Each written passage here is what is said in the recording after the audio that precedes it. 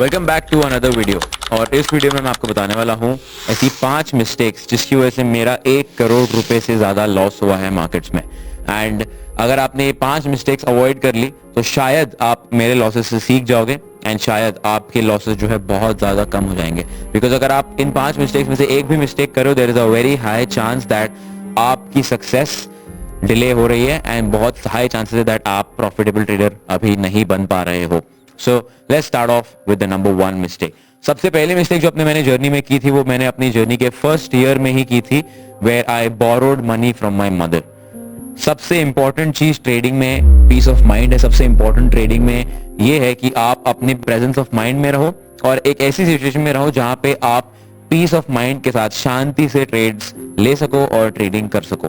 क्योंकि अगर आपके सर पे टेंशन है कि मुझे रेंट देना है या मुझे लोन भरना है या मुझे इंटरेस्ट भरना है या मुझे ईएमआई भरना है, आप कभी भी ट्रेडिंग नहीं कर पाओगे। बिकॉज वो साइकोलॉजिकल प्रेशर जो है वो आपको हमेशा बॉदर करेगा एंड किसी और का पैसा अगर आप ट्रेड कर रहे हो तो वो भी आपको बॉदर करेगा। क्योंकि एक बार के लिए एक इंसान खुद का पैसा लॉस करके उसको कवर अप कर सकता है, बट अगर आप किसी और का लॉस कर देते हो जो इनफैक्ट अगर आपकी कैपेसिटी से ज्यादा है और आपकी कैपेसिटी के बाहर है तो वो बहुत ज्यादा डिफिकल्ट हो जाता है। ऑलमोस्ट 3 या 4 साल के बाद फाइनली मैंने किसी और का पैसा हाथ लगाया था after doing the first mistake in my first year, जब मैंने अपनी मम्मी से पैसे लिए हुए थे ट्रेडिंग के लिए और उसका 50% मैंने गवा दिया था।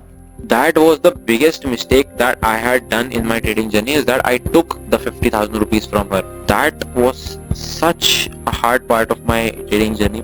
Mistake number 2 is not having a time window. अब time window का मतलब क्या होता है?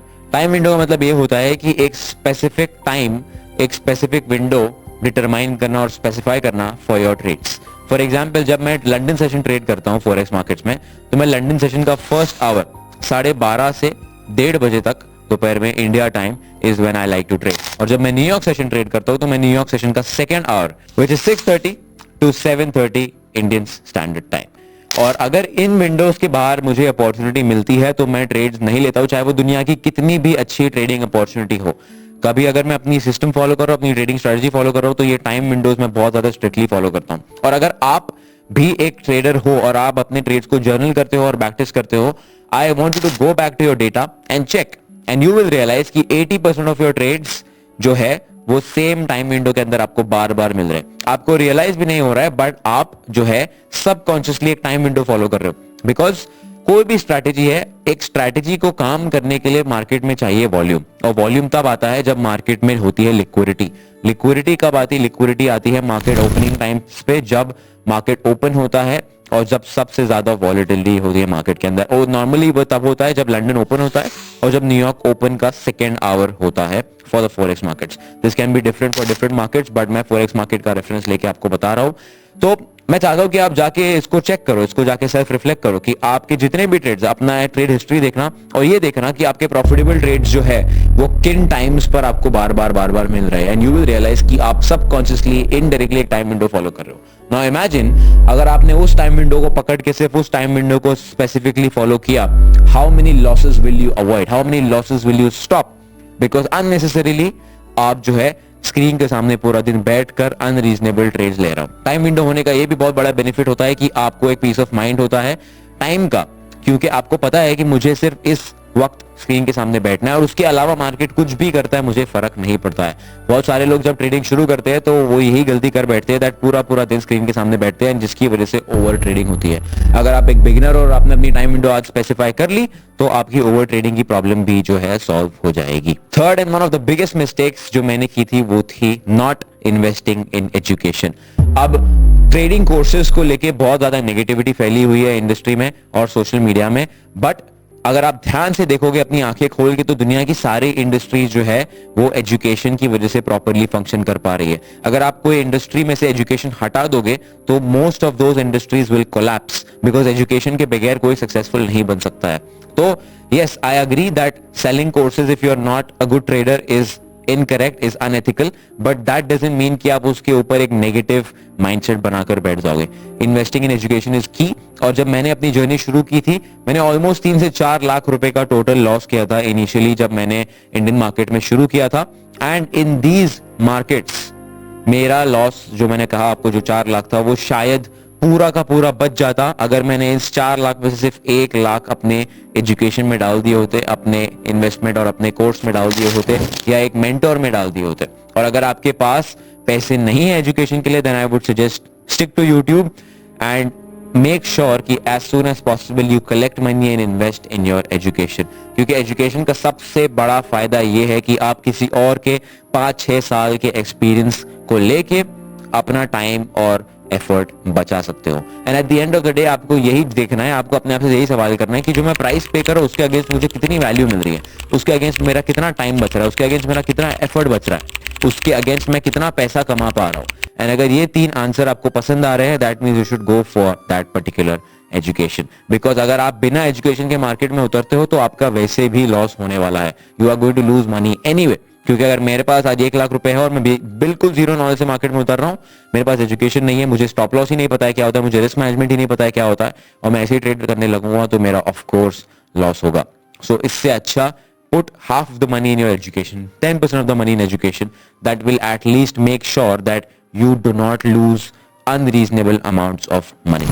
Mistake number 4 is not investing in softwares, not buying premium softwares जो मेरी लाइफ इजी बनाता है। अब फिर से at the end of the day trading एक बिजनेस है और आपको अपने आप से यही सवाल करना है कि इस पर्टिकुलर बिजनेस को चलाने के लिए मुझे क्या एक्सपेंस करने पड़ेंगे, और जो एक्सपेंस मैं कर रहा हूँ, जो खर्चा मैं कर रहा हूँ, वो मेरी लाइफ में क्या वैल्यू लेके आ रहा है, वो मेरा कितना टाइम बचा रहा है, मुझे कितने पैसे बना के दे रहा हूँ, मुझे कितनी वैल्यू दे रहा है। ट्रेडिंग व्यू का जो प्रीमियम प्लेटफॉर्म है वो मैंने खरीदा, मेरी लाइफ बहुत ज्यादा इजी हो गई, मैं बैक टेस्टिंग करना शुरू हो गया, मैं ट्रेड्स एक्सिक्यूट करना शुरू हो गया, मुझे और ज्यादा बहुत clarity I about my trading strategy, and I was able to gain so much more information about my own trading system. Number 2 platform that I really love and I am a big fan of is TradeZella.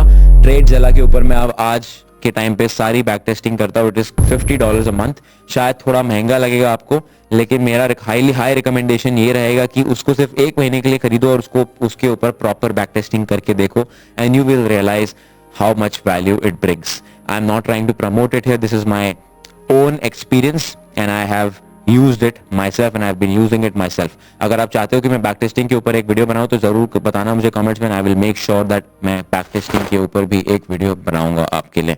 But trading software में invest करने के बाद आपकी life बहुत ज्यादा easy हो जाती है, and these are the 2 software that I personally recommend, trading premium और TradeZella, which is one of the best back testing platforms. उसके ऊपर आप अपनी जर्नल भी मेंटेन कर सकते हो, सारी चीजें कर सकते हो, उसके ऊपर आप अपना ब्रोकर का अकाउंट भी कनेक्ट कर सकते हो और आपकी सारी परफॉर्मेंस वहां पे रिफ्लेक्ट हो जाएगी। The last but not the least mistake number 5 is jumping from strategies to strategies.